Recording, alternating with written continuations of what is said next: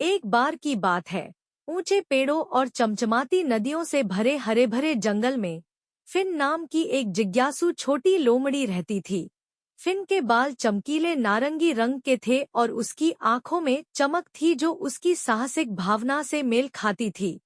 हर दिन फिन जल्दी उठता था और जंगल में घूमता था, नई जगहों का पता लगाने और नए दोस्त बनाने के लिए उत्सुक था।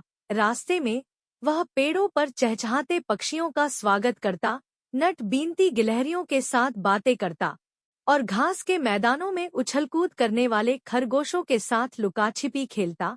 एक धूप भरी सुबह जब फिन जंगल से होकर गुजर रहा था, उसकी नजर एक रहस्यमय जगह पर पड़ी जिसे उसने पहले कभी नहीं देखा था।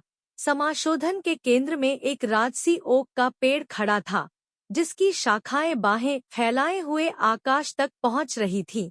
उत्सुकतावश फिन ओक के पेड़ के पास पहुंचा और उसकी जड़ों के बीच कुछ अनोखी चीज छिपी हुई देखी। एक चमकदार सुनहरी चाबी।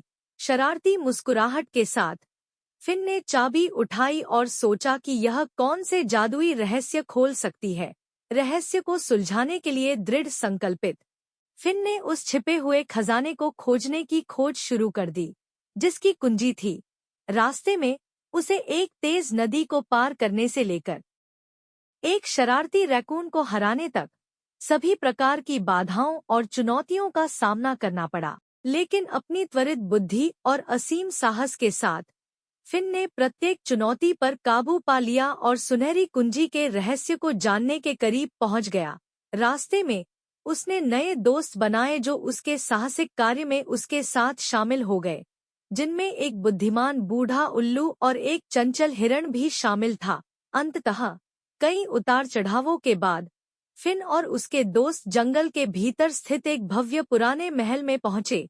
कांपते पंजे के साथ फिन ने महल के अलंकृत ताले में सुनहरी चाबी डाली और एक क्लिक से उसे घुमा दिया। जैसे ही महल के दरवाजे खुले, फिन और उसके दोस्त अपने सामने का दृश्य देखकर आश्चर्यचकित हो गए। चमचमाते रत्नों, चमचमाते सोने के सिक्कों और कीमती रत्नों का खजाना, सभी गर्म सुनहरी रोशनी में नहाए हुए थे। लेकिन सबसे बड़ा खजाना दोस्ती का वह बंधन था जो फिन ने अपनी यात्रा के दौरान बनाया था, जिससे साबित हुआ कि सच्ची दौलत सोने या गहनों में नहीं, बल्कि उन लोगों के प्यार और साथ में है जिन्हें हम प्रिय मानते हैं। और इसलिए खुशी और हंसी से भरे दिल के साथ फिन और उसके दोस्त जंगल में घर लौट आए, जहां वे हमेशा खुशी से रहते थे।